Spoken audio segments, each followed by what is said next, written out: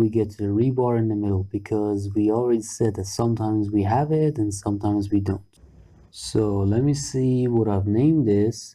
Here I'll select this, then we'll go here, try to select this one, put this on shaded. All right, and then select this. Okay, let's go back to the 3D view, select the rebar and then edit. Here we've named it diameter middle rebar. So I'll go back to the family types, then I'll create a new parameter here, select this one, then edit, put it under Joist rebar, and then a new one. Here we'll name this one middle rebar, and then for type we'll put it under number and then OK. OK here, and then put this on Joist rebar again, then OK, put this under instance and under the constraints category. So from the dimensions, I'll find the diameter middle rebar here, then Control C. Although I can just copy the formula from up here, then Control Z here, and then here I'll replace this with the diameter middle rebar, eliminate the multiply by 2 because it's a singular rebar, and then we'll get rid of one of the parentheses here, and now the value is this. Apply and then OK, and then save. So we've gotten the value up to this point, and now I'll go here and then put the visible parameter that we created under the constraint category. Here select instance, or maybe not, because this does have its own type, so we'll leave it on type for now. So now we can check the box whenever we want to make it hidden or visible. And now for this upper piece that we have here, I'll make another parameter, put it under shared. Here create a new one, then edit, put this under Joist rebar, and then a new one, which I'll name top rebar, and then put it under the number, and OK.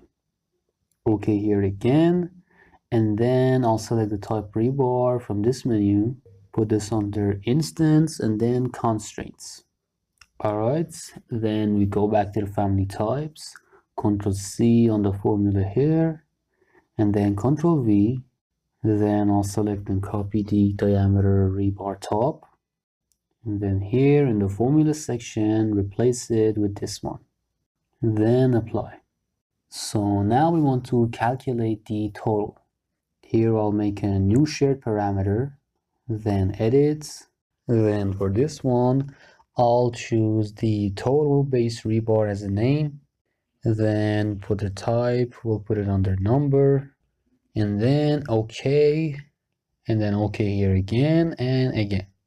Here put this under total base rebar, then put it under constraints, instance, and OK.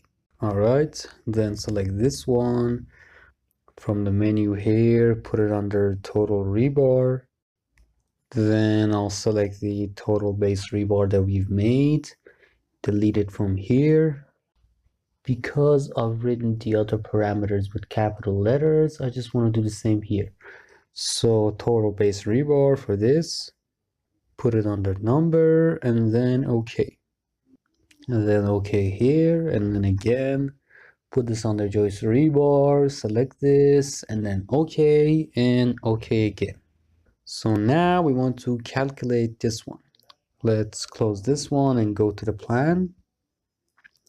Let's see what we have here. Let me pull this upwards. All right, open up the family types again. So we created a gap parameter here. Let's see where it is. Not here. It's here under the dimensions. And then let's see what else we have here. And another parameter that it has is the length. So I'll go here in the family types, in the total base rebar, in the formula section. I'll open up the parentheses and I'll write base rebar, which we have up here, and we want to add the total of this part. Then multiply this by length, and then plus, open up the parentheses again, 2 multiplied by gap. Then close the parentheses here. So let me see how many we've made up to here. Alright, add another one to this side. Alright, so we have 3 on this side, and we need another 3 on this side as well. So put another one here, and there we go. After this, divide this by 1,000 millimeters. So then close the parentheses, and now the formula works. So this one gives us the total weights of the base rebars.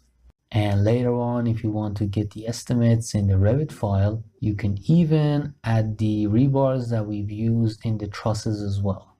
So now after getting that, we want to calculate the whole weight of all of the trusses. So I'll make a new shared parameter here, create a new one, and then I'll name this one total trusses rebar. And there we go. Then put it under number, and then okay here again, and all right, put this under the total trusses that we just created. Then select instance here, and then constraints for the category. So now in order to get the total, I'll just copy the formula here, and then Ctrl V to paste it down here, and then I'll replace the base rebar with the trusses here. Delete this, then Ctrl V, and there we go. So let's see what else we need to change in the formula. Here, instead of the length, here in the construction, we do have the length of a single truss. So then let's see what else we should do. Here in the trusses, we have this. So we'll go up here in the total trusses rebar, and then replace the length with length trusses rebar. Then I'll just eliminate the rest of the formula here, and then I'll multiply what we have up to this point by the number of trusses, and then I'll type in the parameter that we've created for that. Then close the parentheses. Alright, then I need to close another one as well, and then another one. Then let me just adjust this one, rebar here. So let's see where the issue is. I'll just delete the parentheses here, and then divide the whole equation by 1,000 millimeters. And there we go. So now we can get the weight for the rebar in all of the trusses section. So I'll just save the file, and then here in the family types, create a new parameter and name this one total middle rebar. Put this under shared parameter, then open this up, edit. Here select the joist rebar, select a new one, put this under number. After that, OK to close this, then OK again. Then here select the total meter rebar, then select instance and put it under constraints. OK. So now in order to get the weight of the lower bit as well, here I'll hit Ctrl C to copy this, and then Ctrl V in the formula section, and then I'll just replace the base rebar with the middle rebar here. And then let's see what we have in the rest of the formula. This one looks fine, and all right, apply, okay, and then save the file. After that, for the upper section, I'll create a new parameter, then put it under shared parameter, then edit, Alright, new here. Let me paste this here. Alright, delete this. And then I'll name this one total top rebar. Then put it under number and then OK. And as you've noticed, we're just repeating this pattern here to create the formulas for different parts. So put this under constraints and OK. So the formula for the top part looks just like this one in the middle. So Ctrl C to copy this, then paste it here in the formula section. We just have to replace the middle rebar parts with the top rebar. There we go, and then apply and OK.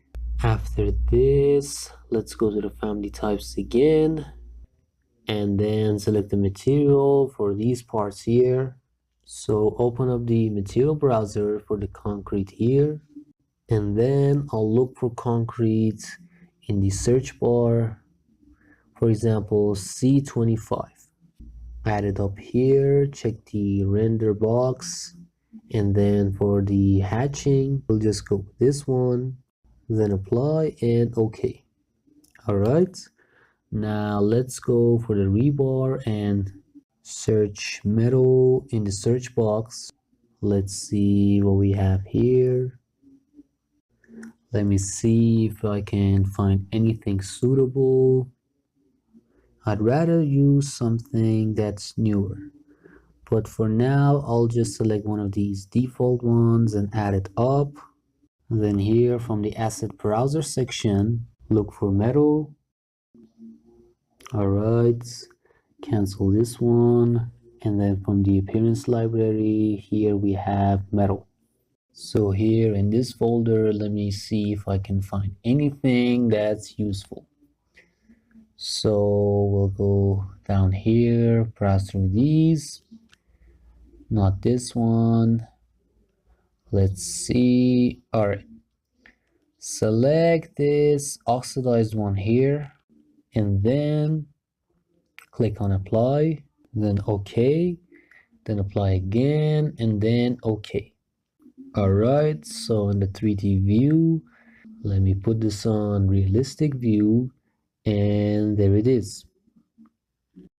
Alright, after that, let me just put it on shaded again, and then I'll save the file.